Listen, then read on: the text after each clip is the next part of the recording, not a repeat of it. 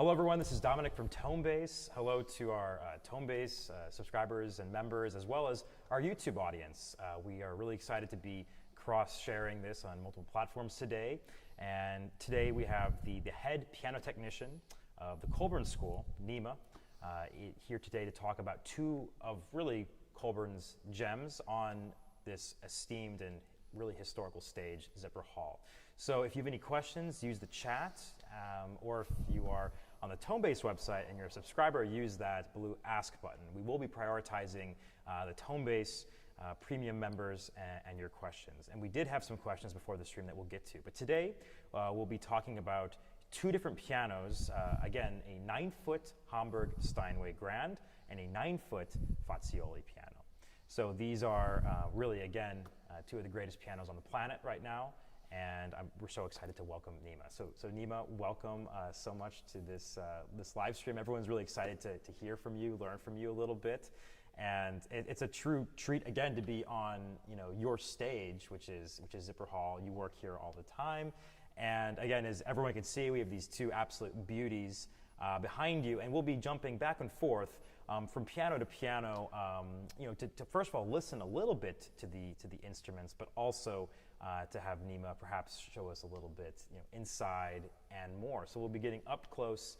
And personal today. So Neema, can you tell us a little bit about these instruments that we have, and kind of what makes them unique and perhaps different? Because we get the question all the time that Steinway's best, Fazioli's best, but they're really different, right? They're not one or the other's best. We have preferences, and can you tell us a little bit about these two instruments and how they came to be here and thoughts? Yeah, absolutely. So, it's always difficult to compare, to use words like best or better, especially when you're dealing with such fine instruments. We're looking at two of the, most highest craftsmanship involved pianos being produced right now in the world. So it's a nice comparison because the two pianos are really very, very different from each other. They have very unique personalities and sounds, and I think that's part of what makes them fun and exciting, and it's fun to compare them. So I was actually involved in the selection for both these instruments, which is actually kind of unique and fun. And so they've since they've arrived here, they've been under my care, and let's see, it's really only been a few years. So the Hamburg arrived in 2019, pretty close to just before the big shutdown in the pandemic. So I think we selected it in August of 2019. And then, and that was a selection committee of mostly myself and the head professor here, Fabio Bedini. And we went out to the actual factory and selected this piano among, about 10 concert grands at that selection. And then the Fazioli came maybe 1 year before that and came here originally as a lease, and then we ended up purchasing the instrument. But that piano I actually ended up selecting. I happened to be at the factory in Sacile, and I was there for another selection for a piano teacher in Southern California, and selecting a 7'6" model for them, and then at the same time they happened to have a couple of concert grands ready, so I picked the one that I thought would fit this hall and this school the best. So yeah, they are really both remarkable instruments, and just of exceptional quality, and they have very unique characteristics and sounds, and I think that's what makes this, again, really fun. And for artists that come in, high caliber pianists like yourself, and get an opportunity to play them side by side and actually listen to them and get their hands on them and feel the differences in touch, and then listen to the differences in tone and character. It's a fun comparison, and then they really have two contrasting pianos that they can choose from. And again, not one is better than the other. They're just different. And I think when you're talking about these high-end pianos in the world, a handful that are being made right now, the differences are noticeable, and it really comes down to personal preference and maybe selection based on repertoire, but essentially personal preference. And you really can't make a wrong decision, especially with these two pianos and, again, the other really well-made instruments in the world. Well, thank you so much, and we'll definitely take a listen to these instruments in a little bit to kind of hear the comparisons. But again, welcome everybody. I see that a few of you were talking about the audio. I know that you can hear just fine, and I think you might be hearing myself on the left and Neema on the right. So hopefully that's okay for now. But I'm going to take a few questions, actually, and we do have some from, let me pull this up briefly. We had some before the stream, actually, before we kind of get into everything about these instruments. And one of the questions that is being asked is about the una corda pedal and the sostenuto pedal. And basically asking about, it's common about creaky sounds. Is that an easy fix for a piano technician to take care of? Because one user is asking about how to fix that. If it's like, if you can fix that on your own, or if that's something that you should hire someone to actually fix that creaky pedal. Like creaky, squeaky, just any sort of noise. Yeah. It's actually one of the easiest things to fix. I feel like anybody that has just a little bit of basic understanding and can follow the chain of command from the pedal to the what we call the lyre, and through the lyre and the what do we call those? Levers. Essentially, they're the levers that are attached to the bottom of the piano that connect to the pedal with the pedal rod.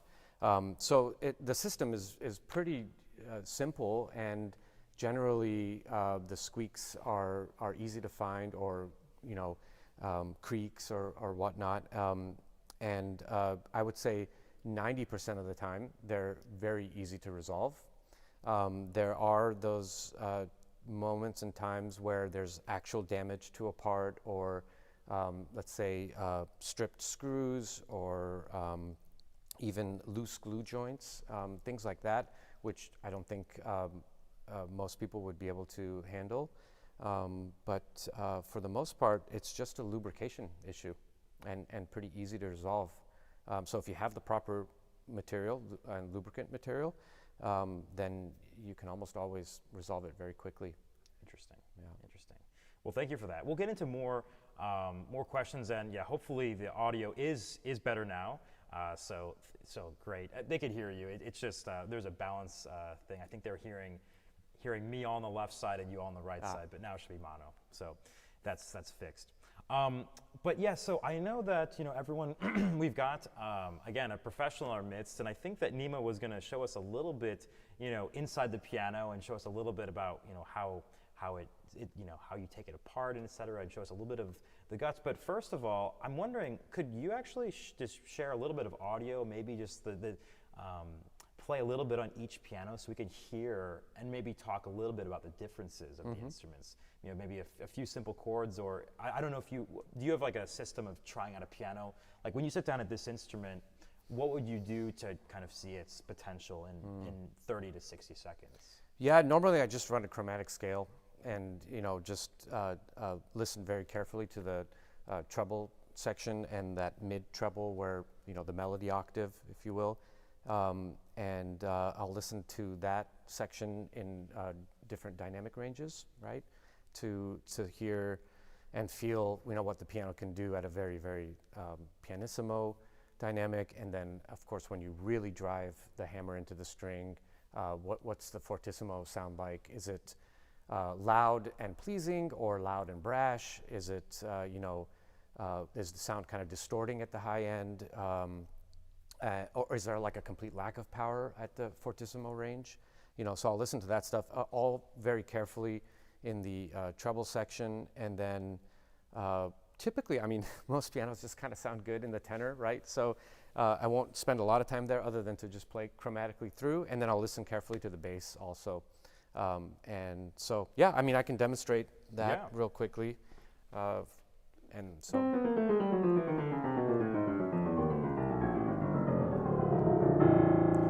So I try not to influence the sound too much by making adjustments. I'm just trying to play as evenly as I can, which, you know, I don't practice much, so.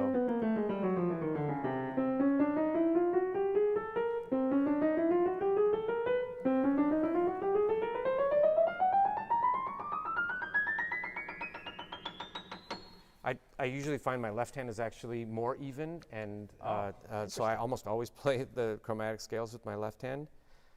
So to me, this piano sounds very even, right? No big like swells or, you know, high points and low points as far as just dynamics, and that's at, you know, say like a mezzo piano range, piano, something like that. And then I'll listen a little bit more closely in this very important octave, or, you know, octave and a half. So starting from like what we call the capo section, where the treble actually starts, until about the midpoint of the uppermost treble section.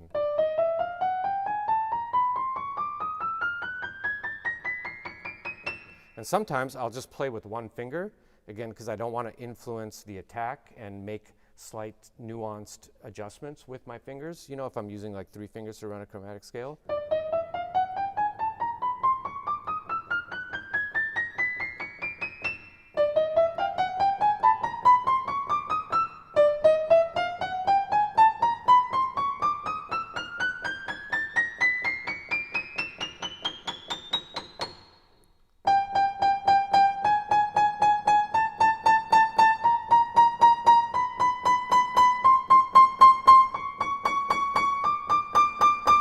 Stuff like that, just to gauge power. And obviously this piano does not lack for power. And then I really like to listen to sustain in that area too. So just.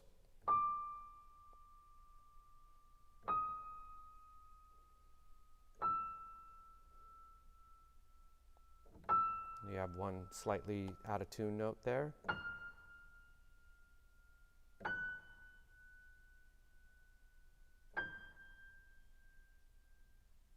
And that's really lovely sustain.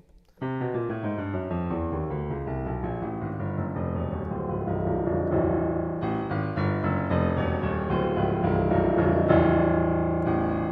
and then the low bass. So there I'm just listening for the character of the low bass. And this piano, obviously I know it very well, but and it's pretty typical, I think, of this generation of Hamburg.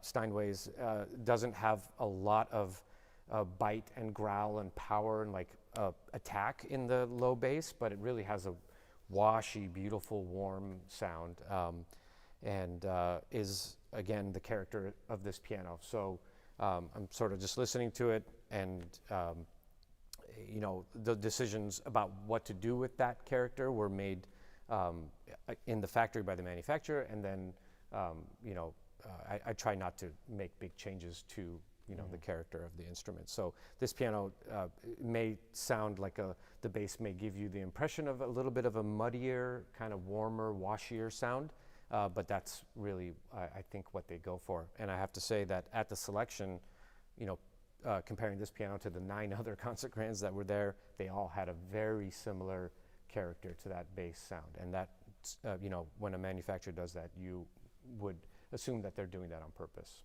Wow.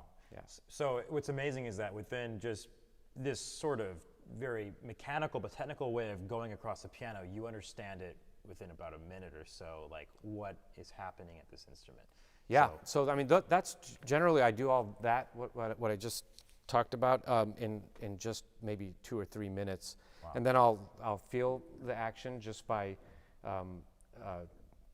depressing the keys slowly and feeling the aftertouch, which I can talk about in a little bit more detail. I think that's something that all pianists should do too.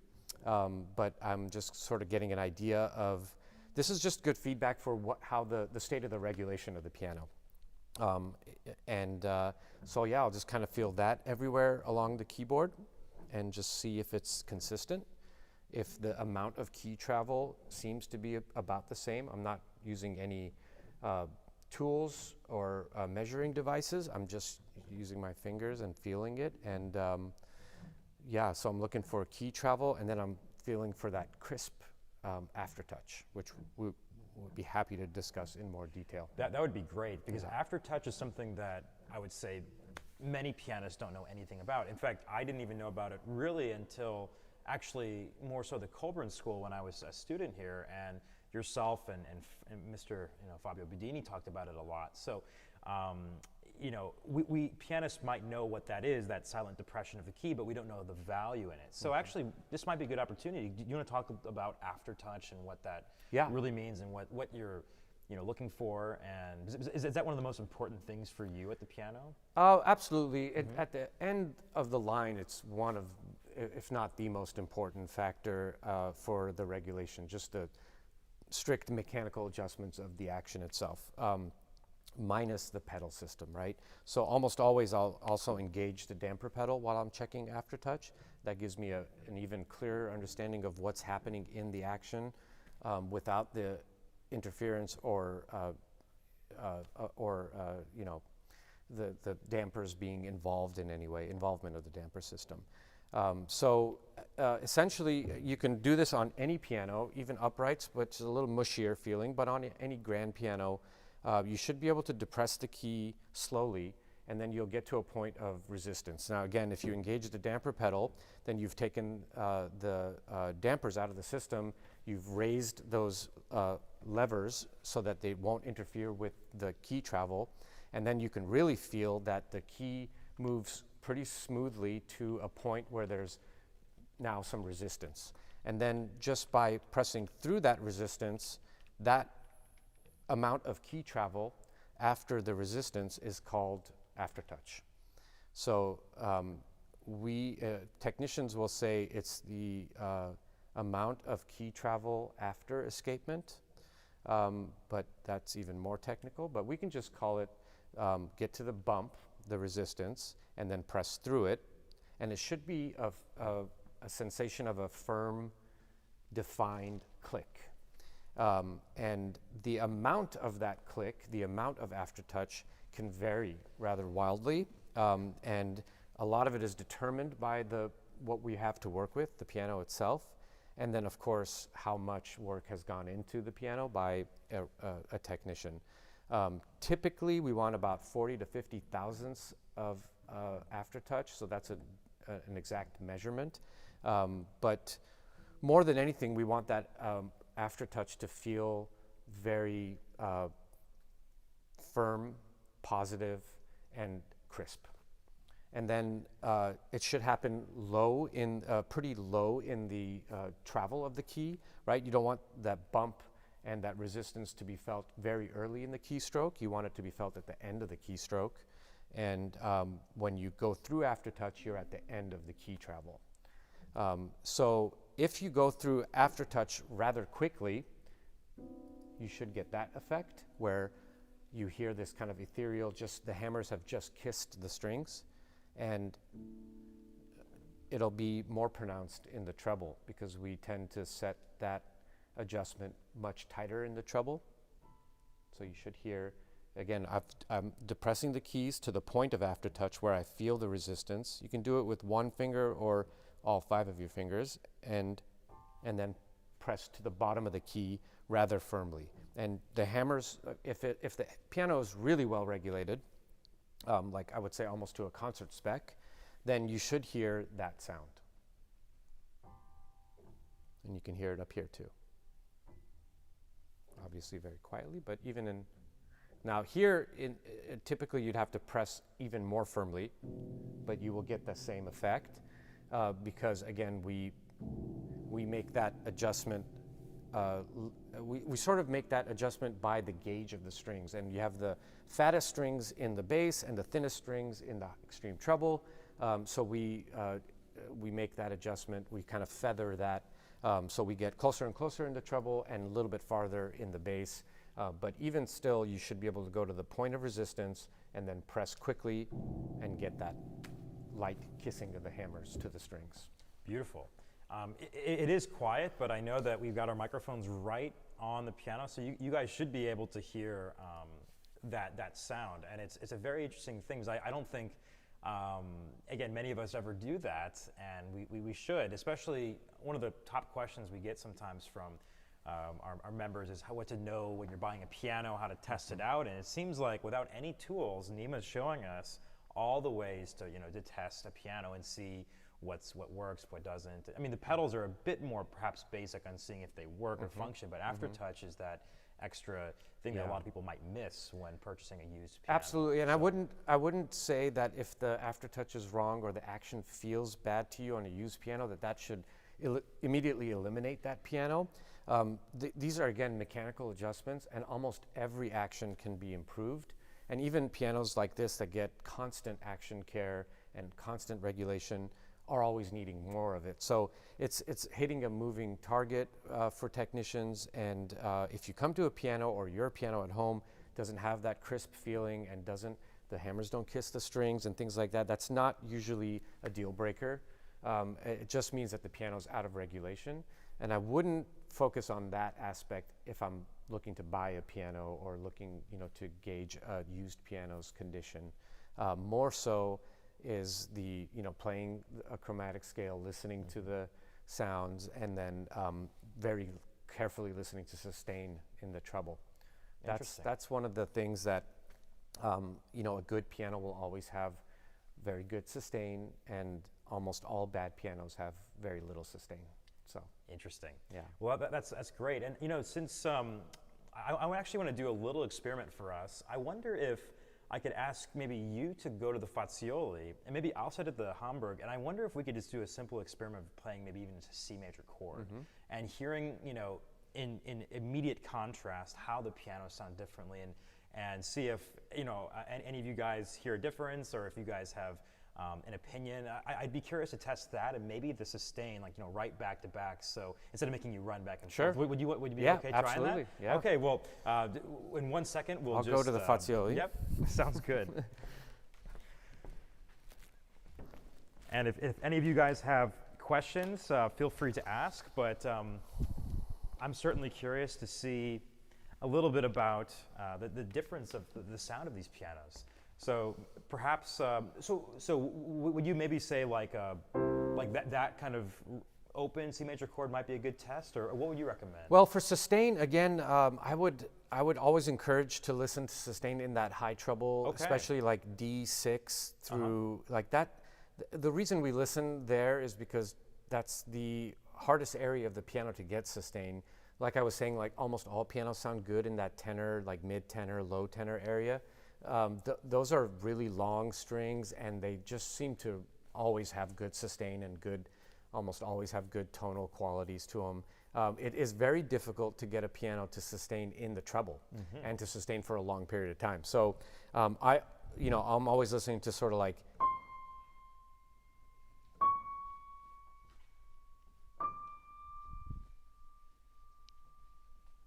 and if you really, really, really want to get even more scientific about this, instead of playing the note, you would pluck the string. Wow. Oh, wow. That gives you actually even better feedback from the soundboard and the bridges, whereas the hammer could be influencing the string. And if the piano's a little out of tune, like that's not a very clean unison. It's pretty clean, but okay, like that one, for instance, has a pretty good wobble in it. So that could be giving you some false information about sustain. But if you just, let's say, depress the key quietly so that the damper is up in the air, and then pluck the finger with the string with your fingernail, you could pluck any of them. I usually go for the middle one.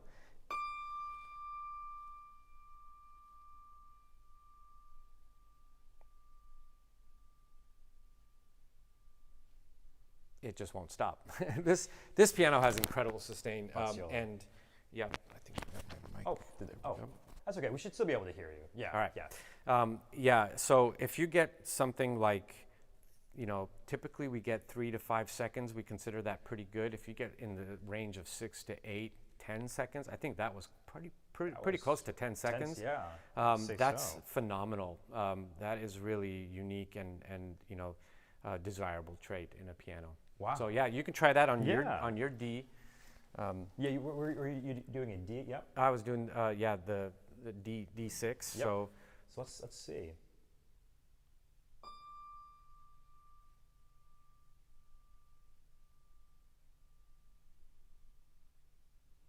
That's very good too. That was excellent. close to 10 seconds as Yeah. well. So Interesting. yeah. Interesting. So that gives a lot of great feedback, and then it's nice to compare. So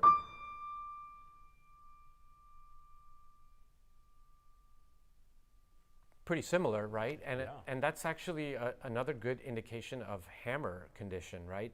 If you're getting amazing sustain by plucking the note, the string, and then not great sustain from the hammer or from the action, then there's something wrong with either the hammer or the action, or more than likely the hammer needs reshaping, or is contributing to the string not vibrating the way it should. Interesting. Which is very common, but it's a good thing to compare.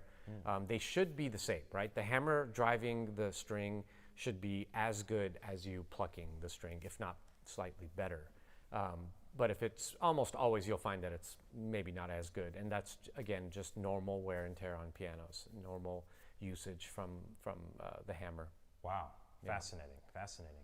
So then, between these two pianos, what would you say? So we can compare that way, and then in terms of comparing the sound of the instrument, is it valid to compare like through a chord, or is that not a fair comparison? Sure, absolutely. I think that you pick up on the quality and character of the sound. Interesting. Yeah, Okay. so.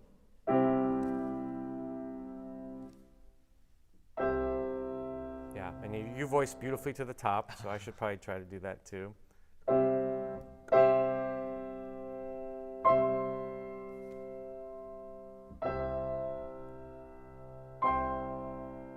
Yeah.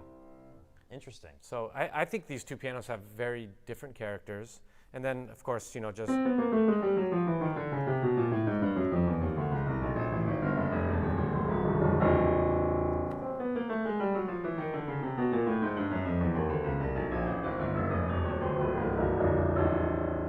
Yeah. To me, the bass is so vastly different between Very these. different. these That's two. a very clear bass on the Fazioli. Yeah. And this is a much rounder Yes. Yeah. bass. Fascinating. Again, designed in, I think, intentionally by the manufacturer. So they're both beautiful, but very different. Oh, wow. Yeah. Amazing, amazing. Yeah. Well, thank you for this little experiment. Sure, I'm going to of go back course. to my station at the council. You want me to hang out here, or Come back? Yeah. Well, which piano do you want? Actually, why don't we stay at the Fazioli? Because actually, I have a few questions for you about Sure. that. Sure. I'm gonna sit back down. I know that you can't really see me, Neema, but our audience can see you and that camera right over there beautifully. So, one thing that Fazioli is known for many reasons is the tremendous repetition, the action, the speed of the action. And I'm wondering if that is the case by design, by Fazioli's design. And we've been talking a lot about sustain, and that's probably the most important attribute of a beautiful piano. But do you have any thoughts on how to test for repetition and how fast the hammers can repeat notes like that? Yeah, I mean, normally I would test that just by, I don't have the technique to do that with one hand, so I would test, either slowly, quietly, because we want the repetition to be good on all dynamic levels and at all speeds. So if I can do that, as fast as possible, and every note, every repetitive note speaks, and also, does so on at a very soft dynamic range, and then again, as loud as possible, then I'll just kind of check that, in various places on the keyboard, and then make sure that that's good. But that's really a function of the action, again, the regulation. Fazioli actions are definitely unique and a little bit different, as I would say almost every manufacturers have their nuances. But I wouldn't necessarily say that the Fazioli action repeats better than its counterparts. I think, again, if the action is regulated properly, then you should get very, very similar ease of repetition, among all those well-made pianos, again. So I think the Fazioli has tweaked their action several times in the 40 years they've been making pianos, and they do seem to get better and better every time they make those very thoughtful tweaks. This one actually has their newest action in it, and was, I think the first generation of the last major change. And we can pull the actions at some point and look at them. But essentially, I would say that they're more similar. All these actions are going to be more similar than they are different. The geometry is virtually identical, and then the specifications that the actions are set to are, again, very, very similar. And that's because we just want pianists to have a very similar experience when they get to every instrument. I mean, if they all really felt wildly different from each other, I think that would maybe take away from the experience. What we want are actions that all feel very similar, but then the character and sound and tonal quality to be different, right? So that is where you can make your decisions and choices. But what happens is that the action ends up contributing to your experience in many ways, right? And then contributing to how you produce sound. So like what you were saying about the Fazioli action being very fast and the repetition being easy and the action is very responsive, I would say that is actually more of, those are the tonal aspects of this piano are making you think that more so than the action is making you think that or feel that. So often I hear from pianists that a piano sounds bright to them, or a piano sounds dull to them, or something along that in the spectrum there. And we find that the piano is very much out of regulation, or there's like a lightness and heaviness to the action that is contributing to that. So if you come to an action that's very light and has this feeling of a flyaway, and the sound is extremely bright, then you're going to feel like the action is just way too light. It's like not controllable. So you have these like bright, hard hammers, and you have what may feel like a very light action. But once we go and we measure and we put our little grams and we do all that stuff, we find that the action's actually right in, let's say, the ballpark of what weight, up weight and down weight should be. And then again, if you find a piano that's very dull and you play it and then you realize, you think, gosh, this piano is so heavy, like I have to work so hard to produce sound. Well, again, we'll put our weights and we'll say these two actions are identical. The weight is the same. So it's the tonal quality that's contributing to that effect, right? It's making you think that the action is light or heavy. And yeah, I think the clarity and clearness and brightness, and I say brightness in a good way, of this piano make it feel like the action is so easy to play and so light and responsive, and the repetition so easy. And again, if you came to a piano where the hammers were, let's say, in poor shape, and the sound was choked and muffled and dark, and had exactly the same action, you would think the action felt really heavy. That's very interesting. Neema, why don't you come back over here to the Steinway, so that, because right now I can't even see it because you're so far away and there's all these pianos blocking. But because actually it might be a great time to take a look at the action now. Thank you so much for that little beautiful explanation. And again, it's amazing to me that still you haven't pulled any tools out and you're giving us so much knowledge that we can take home and we can use for ourselves without, again, getting fancy with taking things apart. But I'd be very curious, right before this, but we have a Hamburg Steinway today. Can you tell us a little bit about the difference between that and maybe a New York Steinway? Because before the stream, you were actually telling me a little insider secret that maybe sometimes Steinway doesn't always have the Hamburgs readily available, and you have to be smart enough to ask for them. Is that right? So. Well, they're specifically geared for certain markets, right? The New York Steinway is really sort of designed for the North American market, and the Hamburg Steinway, made in Europe in a little bit more of a humid climate, is the piano that they market to Europe and Asia. And some of that is actually for, like Yamaha does a very similar thing. They have, they make a conservatory series piano, and then there are some that are exclusively sold in Japan, and then some that are exclusively shipped to North America and other areas of the world, and they're seasoned slightly differently, right, to accommodate for generally our slightly less humid area in North America. Europe is, I think, just a little bit more humid, in parts of Asia too. But yeah, they also, it is just, they don't do a lot of cross selling, especially Steinway. So you won't go into a Steinway factory store and find a bunch of Hamburgs there. You'll find almost exclusively New Yorks. And if you really want a Hamburg, then you have to know how to ask for one.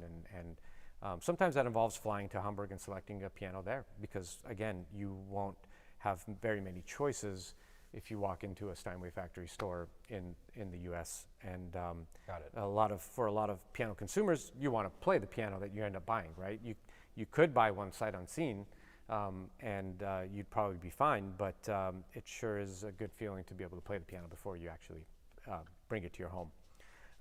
So yeah, as far as differences, there's not a lot. There's obviously the two pianos are far more similar than they are different.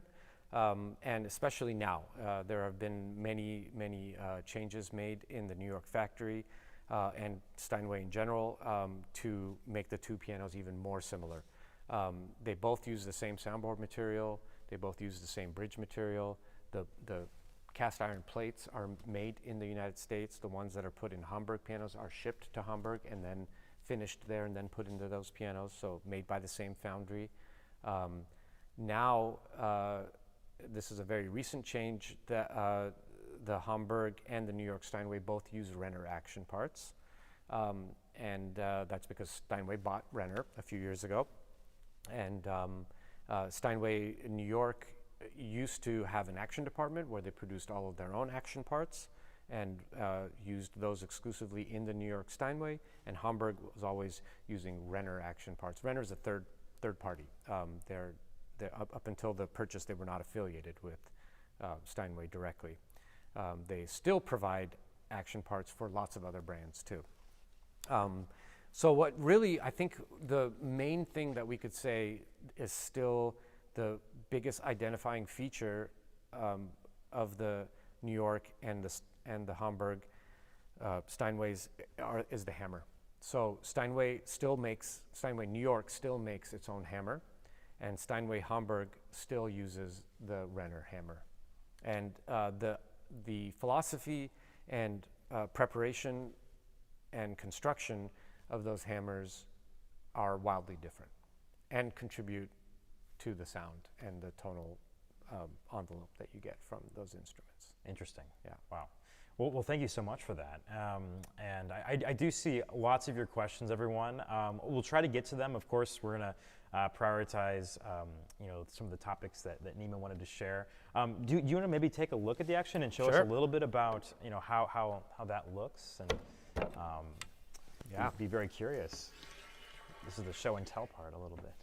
Happy to. Actually, I'll put it on this table, so let me get my stuff off.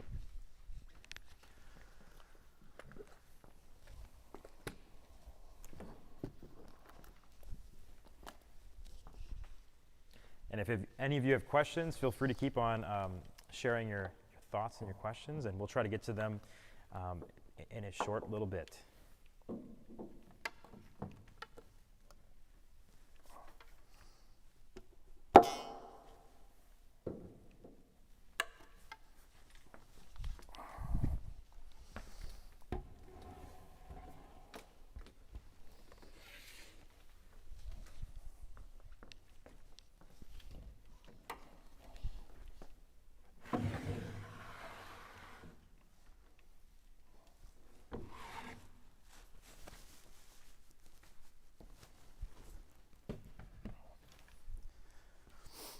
Okay, so I'm going to try and get a little bit more up close and personal with this camera now. So there we go. Okay. Yeah, wonderful. Look at that, beautiful. So what do you see when you look at this massive, beast in the guts of the piano? Yeah, I look immediately at the condition of the hammers and the shape of the hammer. So on a piano that's been well played and well loved, you will see very either deep indentations of where the string has contacted the hammer has contacted the string. Sometimes we see extremely long string cuts, we call them, and occasionally you'll even see where the hammer's kind of lost its shape, is no longer this nice, oval egg shape, and has become sort of flat on top. Yeah, that kind of a situation obviously is not going to help you with the tone and feel of the piano. But so I'm always looking at the wear on the hammers, and we can reshape hammers. We just continue to take felt off and reshape them, and by using sandpaper, and we want to always try to maintain the shape of the hammer as close as possible to its original shape. And obviously it gets smaller and smaller as you shape it and file it, and it wears down and you shape. And there's a limit to how many times that can be done before you need a new set of hammers. So I first thing I look at is at the hammers, and these look really nice. The blue stuff you're seeing are my marks. Those are, that's just carbon paper. And a lot of that is so that I know exactly where the hammer is contacting the string. And then if I need to do any voicing, needling, I can go to the exact area that I need to. So that's what these kind of blue lines, and some of it is a little washed out. Yeah, so I look at that. I look at the hammer shape. I look at the hammer wear. I want to see very, very faint, light string cuts. That means that the hammer is broken in. We want some usage, but we just don't want too much. And then I'm just eyeballing the horizontal line that the hammers make. That's a good indication of good regulation. We don't want a lot of variance in height of the hammer at rest. And also, kind of look and make sure that the hammers are evenly spaced to each other and square, like so that they're not leaning to one side or another. I constantly adjust for that. At the end of the day, this is just a piece of very thin wood, and it is susceptible to twisting on itself, and moisture, humidity, temperature even can affect those things. Everything looks really nice and clean. That's because I cleaned it. And I always keep it cleaned and lubricated. That's part of keeping a really nice piano in excellent shape, and of course always in concert shape, right? So let's see, earlier I marked this hammer because it was making a very slight clicking noise, and most probably wouldn't even notice it, but I noticed it. So a lot of times this hammer is glued onto this shank, we call, and then you can see that has a nice big glue collar, right? And that's a specific glue that we use on pianos a lot. And sometimes the glue collar and the glue joint breaks or separates, and then you get clicking hammers. So you hear this, especially on a light blow, you hear sort of a percussive click every time the hammer touches the string.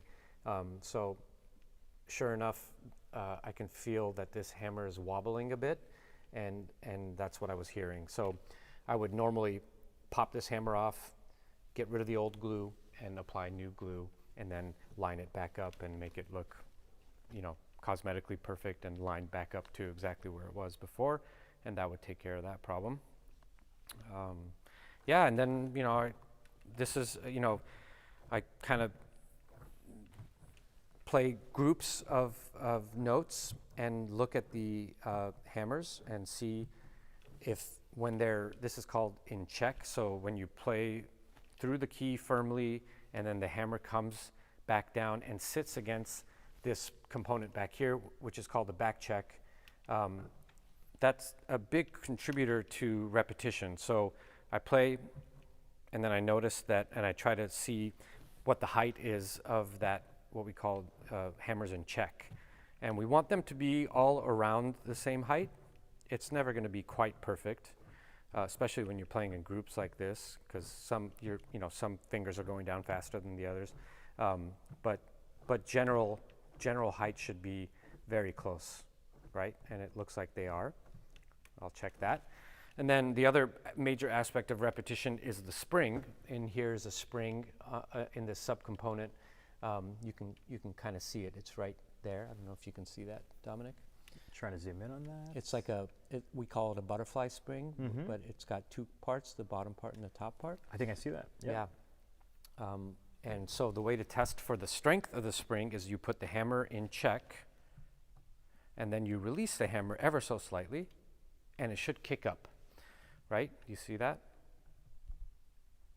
That little kick up. Yep. And that's the testing of the spring tension. So again, going from note to note, I want every single one of them to kick up in the same manner, not one slow, one fast, etc., as consistently as possible. This changes obviously all the time too. And then so I can test that in groups too. I can do this thing, put them all in check, and then slowly lift up, and they should all just sort of do that little kick. So that's if the checking is uniform and the repetition spring tension is strong, then those are two very good indicators of excellent repetition. Wow. And that's something that we'd have to look at here, make adjustments here, and also can be verified in the piano. Wow. Well, thank you for demonstrating some of this. And one of my other questions is about the inside of the piano. And what I'll show you guys briefly is that the wood that is inside the instrument of the Fazioli versus the Steinway looks very different. Maybe it's just aesthetic, and I'm wondering if, so for example, when we take a look at the wood. Are you talking about this wood here? Yeah, the inside of the wood. For example, this wood, I'll make it a little bit brighter so you can see. This wood versus the wood of a Fazioli are rather different. Does that inside wood make a difference in the sound at all? Or no, that's strictly aesthetic and cosmetic. Yeah, got it. And that's just it's a very thin veneer. That different manufacturers will choose different veneers for that. And again, it's just a beauty component. As is like the color of the plate and the way they do the lettering and all that stuff. So it used to be that traditionally Hamburg would always have this mahogany veneer, and that was one of the ways we could tell the Hamburg and a New York apart, just from even like if you're sitting in the audience and you're staring down at Disney Hall at the stage and the piano's a million miles away, you could look, and if that was brown on the inside, then you would know it was a Hamburg, and if it was black, it was traditionally New York always had blacked this out. But now they're both. You'll find that both of them have that mahogany veneer, and it's really beautiful. And I believe Fazioli uses a bird's eye maple. I'm sorry about that. I'm not 100% sure, but I think it's a burl of some sort. But theirs is really lovely too. Yeah. Great. Well, I think we might return to. I'm going to get out of the way now so that I can sit back down. Thank you so much for showing us the action so up close and personal. I think maybe now will be a good time to take a few questions that may have arisen because of all this wonderful information. So I'm going to have a seat and take a look. So, because I know that there's been a lot of questions, so I'd love to get into that as we're approaching the hour, or give or take. So I'll try to get to as many as I can. Kim has a question. So again, you might have already answered this, but Kim's asking, what are the special features of each brand? You say that it's pretty much all the same. There might be slight differences. Is there any generalizations that you can give, or is that pretty much the answer? It would be hard to describe and really pinpoint all the differences between each brand.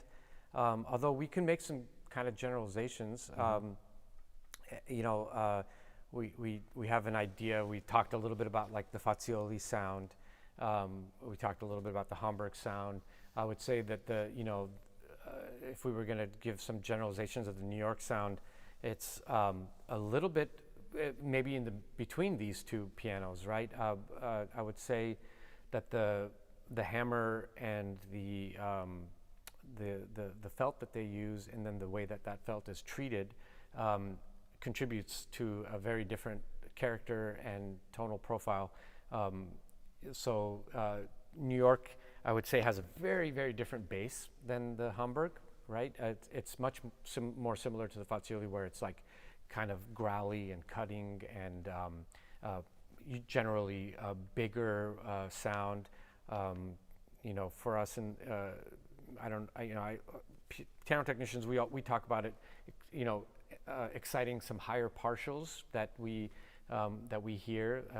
The human ear translates that to like maybe again a more growly kind of vibrant sound, I would have a hard time making those generalizations of the Yamaha CFX these days, because that's changed a lot in the last few years, the last few iterations of that piano. They're using different types of hammers and even different materials in their soundboards and bridges.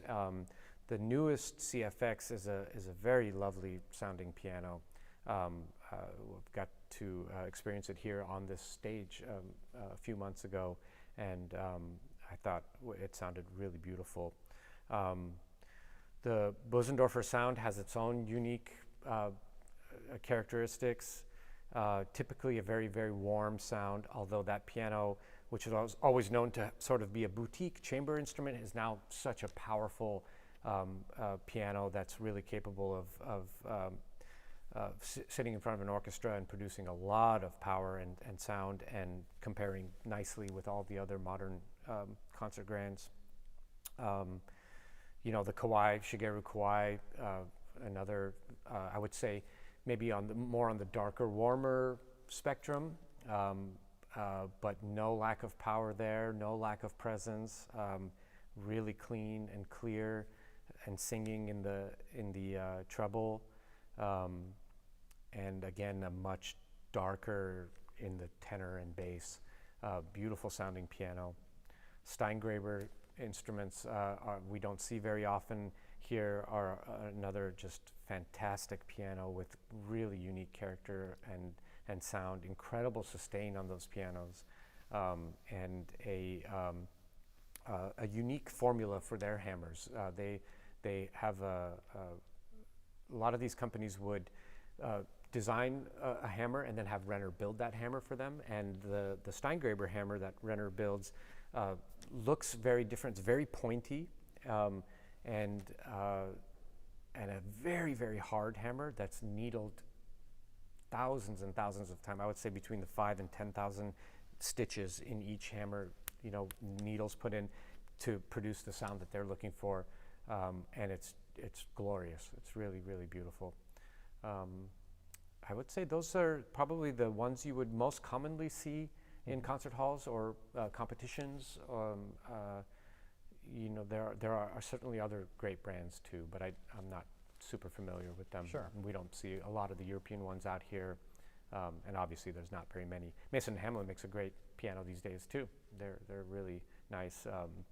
Baldwin was a nice older brand as well. Baldwin too, right? Yeah. Right. It's interesting because I will point out for everyone that here at the Colburn School, you have not just Steinway, you have all these, even Steingraber has come through here once. Yes. So you work on just a huge variety of instruments, which is particularly special, I would say, and something I'm sure you cherish. Absolutely. I mean, I think it's so one of the things that makes Colburn such a great and unique place to study music, and especially piano. The school's philosophy has been to never be completely bound to any one manufacturer, and to try and have a good working relationship with as many as possible, for many reasons, right? Mostly so that all of our pianists get a chance to play all these wonderful instruments, become familiar with them, and then for our teachers get to teach on these great instruments. In our halls, clearly we have wonderful different pianos, and all of that is to just foster this just culture of piano and great craftsmanship, and all for the purpose of wonderful music making. Absolutely. And I noticed one comment from Tom on YouTube that was a great one. He said, it sounds like it's wine tasting right now, all these different pianos. Absolutely. So Tom, you hit it right, nail on the head. It's all beautiful flavors, right? But depends what you're in the mood for and what repertoire you're playing, right? Yes. That does change, dramatically. Great. Well, let me try to get you a few more questions. Yeah. Gosh, let's see here. There's so many questions. So I'm going to try to do my best. Let me see here. Okay. Okay. Daniel has a question. This might help from YouTube. Is there anything that you can do to an upright piano to improve the ability to play repeated notes more quickly? I know this is an issue that uprights have because of the gravity of gravity, that, and I know a lot of you guys might have uprights. But do you have any thoughts, or is that just kind of a limiting factor? It is a limiting factor. Although there are, again, you find a good technician and have that piano, finely regulated, you could really, get pretty close to what you're asking for. It'll never be as good as a grand, and that's strictly gravity's working against you. But there are manufacturers that have made design changes to try to accommodate for that. I think we have a bunch of Seiler uprights from maybe 20, 30 years ago that have like magnets in them, and that was designed to get repetition going much faster, and it does a really good job of that. But I would say if you have a good quality upright, then you should definitely have it regulated. And it's not cheap, and it's certainly not every technician is going to be able to do a great job. But if you're a serious pianist, then you should do it. You can only benefit from it. Sounds good.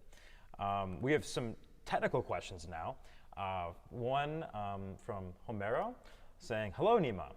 Do you consider the Teflon powder the best lubricant for piano action? If not, which one would be the best?"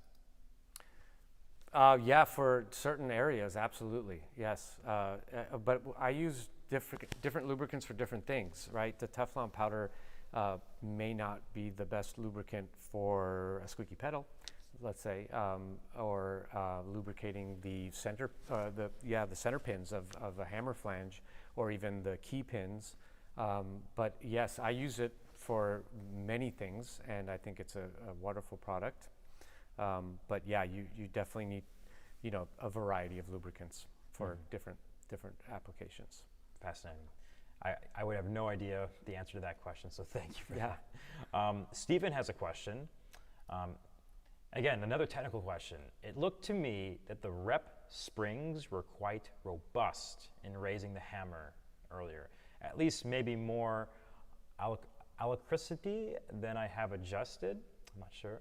Is that spring adjustment better for the concert instrument or the D in particular? Yeah, that's a good question. Yeah, on this piano I can get away with that. On some pianos you can't. So I think my philosophy, if I had to be cornered on it, would be to get them as hot as I can to a point where it doesn't mess with double striking, let's say, or a feeling of a bump in the key, right? You just don't want the pianist to get this feedback. And if the spring is too hot, you will feel a bump in the key. So that's the parameters that I work to. I don't want it to double strike because everything else is so close, right? The let off is so close. All these other specifications are as close as you can possibly get them for a concert grand. But the limiting factor again is We don't want double striking. We don't want the pianist to feel bump in their hands and fingers, and we certainly don't want the hammer just escaping from the back check because the spring is so hot or something like that. So yeah, on this piano I can get away with pretty hot springs. On some pianos I can't. Yeah. Thank you. The next question we have was from before the stream actually happened. So I want to, let's see here, it's a long comment, but I see that basically Michelle says that my son plays several hours each day, and the piano sees 3 to 4 hours of use each day. They're in the Pacific Northwest, and it's not that extreme, the weather. But Michelle's asking about humidity. At what humidity level do you think a person should use the room humidifier? And when should I plug in a dehumidifier, which is installed on the piano? Yeah, any information you have about humidity, dehumidifiers, et cetera, could be, Yeah. I mean, that's, I think, the single most important thing is try to keep the piano in some bracket of humidity, right? We just don't want it to go into the extremes. That's where problems start to happen. So if you're in the Pacific Northwest, it's probably already pretty humid, right? So you very likely, although this last year was pretty crazy up there, I know, but the damp chaser system, which is a system that was designed for installation on a piano in order to control the humidity in the best way they can. So it has a water bucket to provide humidity. It has dehumidifying bars to suck moisture away, and all of that is to hope that we keep, again, the piano in some sort of a bracket. I think most manufacturers will agree that like around 40-45% humidity is a good happy place for a piano. But what we really want to try to avoid is those big swings, right? So we don't want it dipping down into the 20s and 30s. And if you live in an area where you do, have swings in humidity, you should very seriously consider either a room humidifier, home humidifying system, or the damp chaser system, which is literally attached to the bottom of your piano and is quite affordable and easy to maintain. Yeah, that's the biggest culprit for demise of pianos, if you will, with humidity. Sounds good.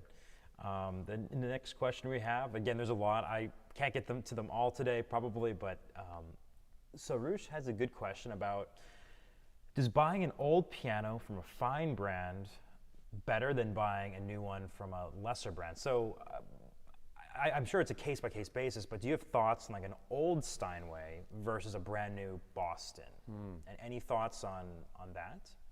Yeah, I would say buy the best quality piano you can possibly afford. So a brand new kind of made, piano made, with inferior materials, inferior craftsmanship, is, in my opinion, going to be the worst choice, the poorer choice, rather than buying like, a good name brand piano that's older and needs some work, probably needs a lot of work, and that's going to be something that you're going to have to invest in and slowly restore and rebuild, but you have a much higher ceiling. So I would say just a note there is to exercise a lot of caution when buying used pianos. A lot of them have already had some restoration and rebuilding work, and unfortunately, almost all piano work is unregulated, but the rebuilding market is particularly full of mines. So you really need a good qualified piano technician to help you identify poor rebuilding, poor restoration. Sometimes there's no coming back from that. So even if it's like a beautiful Steinway from the 20s and it looks cosmetically gorgeous, and the action, or the bridges or the soundboard has major problems or has had some bad work done on it, then you'll probably pay what you paid for the piano again to have it properly rebuilt. So yes, always find yourself a good technician and have them go over the piano with a fine-tooth comb before you buy it. But good quality and good craftsmanship is paramount. Wonderful. I'm going to get to a question from JG, which is an interesting question. Is it bad to let my piano go slightly out of tune because I like the way it sounds? You've talked to me about this a lot too. No, do whatever you think sounds good. I think it's good for pianos to have them tuned 2 or 3 times a year. I mean, if you're a heavy user, then probably more. But you know, keeping the overall tension of the piano around the same place throughout the year is a really good idea. That way, again, you're contributing to factors that will improve the longevity, you know, will help you keep the piano in decent shape longer. If you're tuning the piano once every 5 years, that is not the best thing for it because the tension changes so much. As the piano takes on humidity, loses humidity, temperature changes, the overall tension from the strings on the soundboard, on the plate, will change a lot. And the best situation is to keep that as static as possible, as consistent as possible. The next question is pretty simple. Do you have recommendations on how to clean the piano? You know, aside from not dropping pencils and all kind of stuff, but are there things that someone without a toolkit at their disposal should do to clean their instrument? Or do you think it's just 2 or 3 times a year when the technician comes is suitable to have them clean it? Or what do you Usually once a year is suitable for a good thorough piano cleaning. Like cleaning and lubrication should be part and parcel. As far as like eraser dust and things like that, you can take a vacuum cleaner and go into this whole tuning pin area and dust your piano, dust the plate. Don't touch the strings. Be really careful of the dampers. You can even clean the tops of the dampers with a microfiber cloth, but just be careful because if you honk one of them and twist it and damage the felt, it's a big problem. But yeah, and as far as cleaning the case and even the keys, the key tops, water, a tiny bit of soap, a moist rag go a long way to keeping your keys clean. You can even go and find some products very easily online. The manufacturer's name is Cory, C-O-R-Y. Cory Products makes a whole line of piano cleaning products. So they'll even sell the cloths and all those things. So yeah, you can do a bit of it yourself, but an action like this needs to be taken apart completely, dismantled, cleaned, and lubricated. I would say once a year. Maybe more if you're using the piano a lot. Great. And you can't do that yourself. You need a technician for that. Of course. That's when I'll give you a call. Yeah. That's for sure. I'm going to take a look at, again, a few more questions. Let's see here. Thanks again to Ben, by the way, for helping me moderate the YouTube channel because I'm busy trying to keep all everything going. So let's see. I am practicing piano has a question. I once played Horowitz's piano and noticed the distance to the key bed was very shallow. The Steinway tech called it dip, quotation mark. Can you share how that adjustment may have aided Horowitz? So that's a great question because the key depth can throw a lot of people out of whack if it's really shallow and you can't feel that. So do you know anything about Horowitz's piano and about the key depth of that, or any thoughts about your ideal preference or that dip? Yeah, the legend of Horowitz's piano is just goes on and on. Apparently, there was some very, very out of the spectrum regulation specs that were happening on Horowitz's piano. The one that he toured with, Franz Mohr was his famous technician. They were a team. He had the same piano at every venue. He was, that piano followed him. And yeah, it was very specifically geared to his style and his preferences. And I had heard that the key dip, key travel, whatever you want to call it, was pretty shallow, and that the repetition springs were incredibly hot. there was some stuff going on there. But basically, I think for the most part, all pianos we are used to, and almost all manufacturers, the spec is right around 10 millimeters of key travel. And that's what I would say most pianists are used to. You can get away with, some variety there between 9.5 to almost 11 millimeters. Again, the aftertouch, the sensation aftertouch should be pretty even and consistent feeling from piano to piano, no matter what the key travel is. And I think that's what mostly pianists are looking for, is consistency and control. So yeah, if you get something where suddenly you're like 8 millimeters, then every pianist is going to notice, wow, this just feels like I'm hitting a wall every time I press the key down. So that was a unique piano, and I never got to see it, so I don't know much about it, but I've heard a lot of technicians talk about it. Absolutely. The mysterious Horowitz piano. Yeah. So we have another question, and I'll probably take maybe one or two more before we wrap things up. But Herman Pianist does have a good question.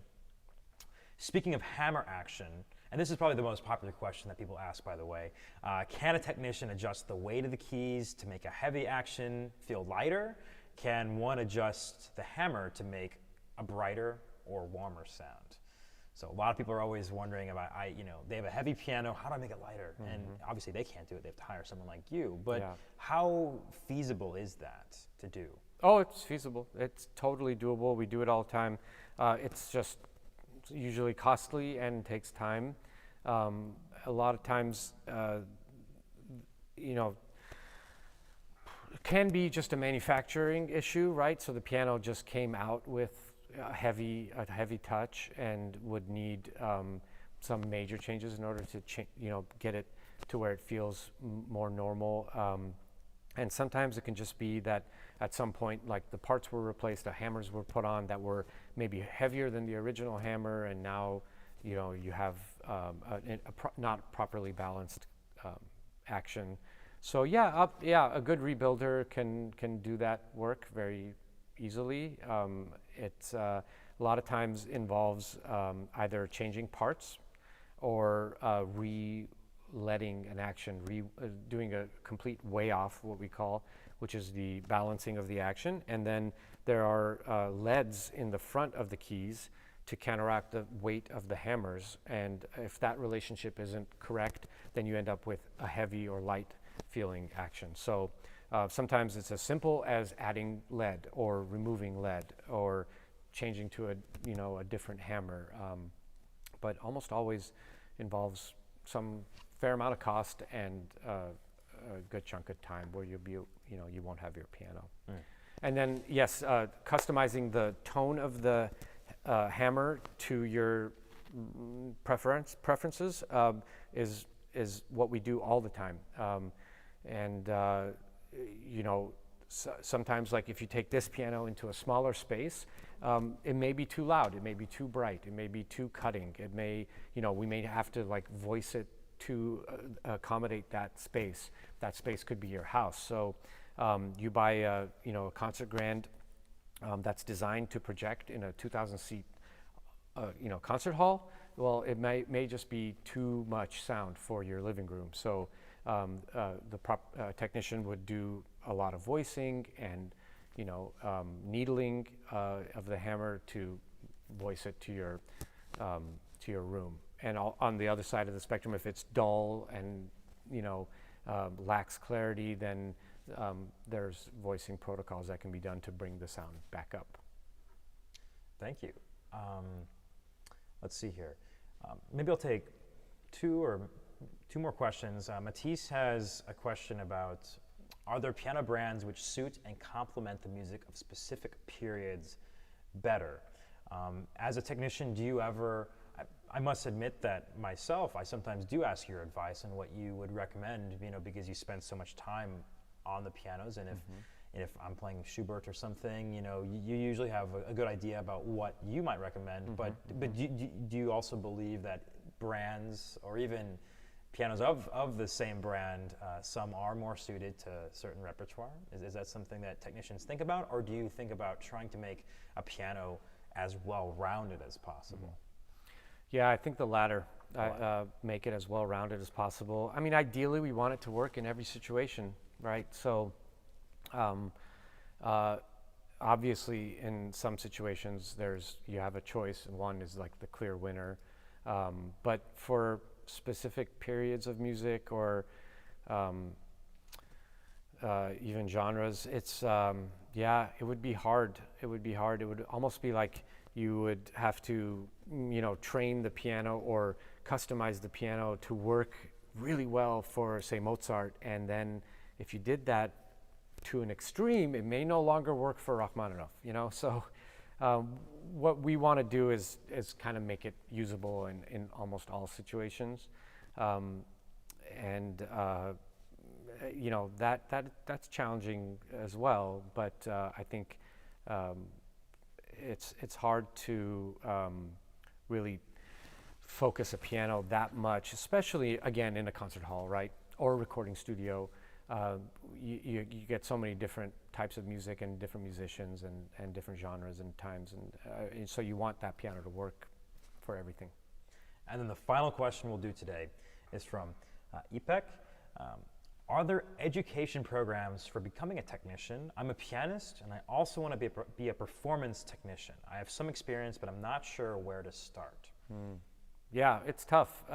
There are very, very limited options for pursuing a career or even some additional knowledge in piano technology. There's one school left in all of North America. It's a fantastic school. It's called the North Bennett Street School, and it has a full, like a certified piano technician course. It's a 1-year or a 2-year program. That's your very best option if you're deadly serious about this. There are correspondence courses available, some online courses. There's the traditional find a technician and apprentice with them route, and I would dare say that that's pretty much it, other than tying yourself to a manufacturer. Then, again, if you're a pianist and you just want some more knowledge, talk to your technician, and if you hopefully have a good one and you can pick their brain a little. Most of us are huge nerds and we just love talking about pianos. So here at the Colburn School, we've had lots of students that have taken interest in piano technology, so they end up working in my piano shop, and some of them have been pianists, a lot of them have been other instrumentalists, and we start them by cleaning pianos, learning how to take them apart, and then we just ramp up from there. And there's a lot of great self-educating that you can do these days. Just watching videos and listening to technicians, good technicians talk about pianos. I think for pianists, it's really important to know this stuff, be familiar with it, but not necessarily know how to do it, right? I mean, knowing how to do it will probably involve just as much time and practice as learning your instrument. It takes years for us to develop the skills to work on these pianos and to tune them and to be, stable in that work. Some of it is really simple, like pedal adjustment. Every pianist can learn how to adjust pedals and carry a screwdriver around with them. But most of the other stuff is, there's a few performer technicians out there. Who's that famous German pianist? Well, Christian Zimmerman's famous for yes, that.